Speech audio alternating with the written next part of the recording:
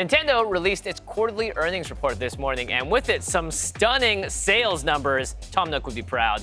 Among the highlights, together, the Switch and the Switch Lite sold 12.53 million units between July and September.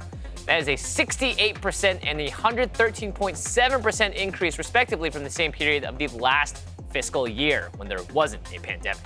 Meanwhile, Animal Crossing continued to dominate with 14.27 million units sold, and Super Mario 3D All-Stars was an all-star hit, selling 5.21 million units. Now, despite the pandemic, Nintendo continues to post huge profits this year. What's the secret to their 2020 success? And maybe just general success? They don't feel the need to compete with PlayStation and Xbox. True.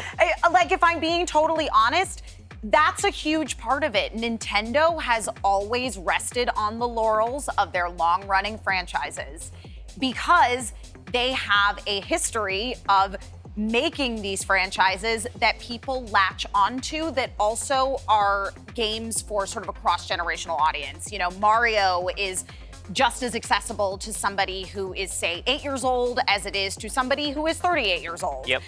Same thing with Animal Crossing, Pokemon, the Zelda series. That's the thing, is like, Nintendo doesn't have to constantly be the latest and greatest. They have never hinged on the fact that they have the, greatest processing power or most up-to-date graphics or even online support. I mean, the online support on Nintendo is middling at best. Right. But they don't need that to be successful. And on top of that, they're so good at sussing out third-party titles that are a great fit for the Switch, that are fun to play for 10 minutes or are fun to play for 10 hours continuously. What was that number that you said earlier? Like, they sold so far, what, 13, 14 million?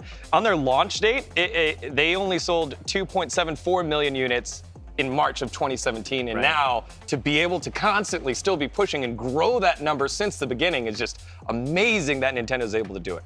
We built in the fact that you have those IPs that you can continue to build on, as well as knowing that they can do that. They made one of the greatest things that they could have in Super Smash Bros., taking all of those and making it so big that some IPs that were exclusive were like, actually, just a second, can we get into that? Hey, Solid Snake, I'll get into that. Oh yeah, Cloud, I'll get into that as well. So Sonic. Exactly. Yeah. It's so funny to see how well Nintendo is able to do that and just be like, hey, look, we're gonna do our own thing and you're more than welcome to do it with us, but we're gonna do it on our own time. Yeah, Nintendo's always been innovating from the beginning. They started off as a playing card company, yes. right? They made many different types of games over the years. Game & Watch, Nintendo 3DS, the DS, all of those systems are always innovating what you can do with a console, and the Switch is the most portable yet, and not to mention, it's an indie darling. If you're an indie developer and you can get your game on the Switch, just think about how many more people can play your game that would not need to sit down and have a TV in front of them. And maybe it's fine to have it be in a tiny screen experience as well. So Nintendo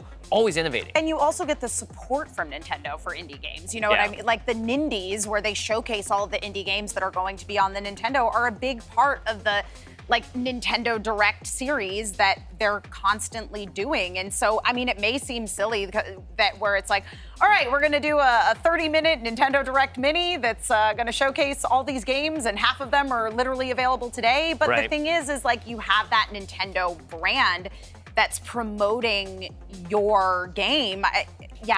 It's just... Nintendo's killing it.